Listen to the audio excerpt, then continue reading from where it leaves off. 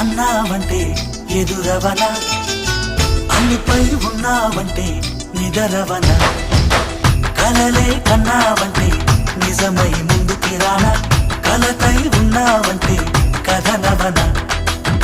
అమ్మలో ఉండే సగం అక్షరం నేనే, నాన్నలో రెండో సగం లక్షణం నేనే. అమ్మ తోడు నాన్న తోడు అన్ని నీకు అన్నే చూడు, చెల్లిపోని బంధం నేనమ్మా చిట్టి చెల్లెమ్మా.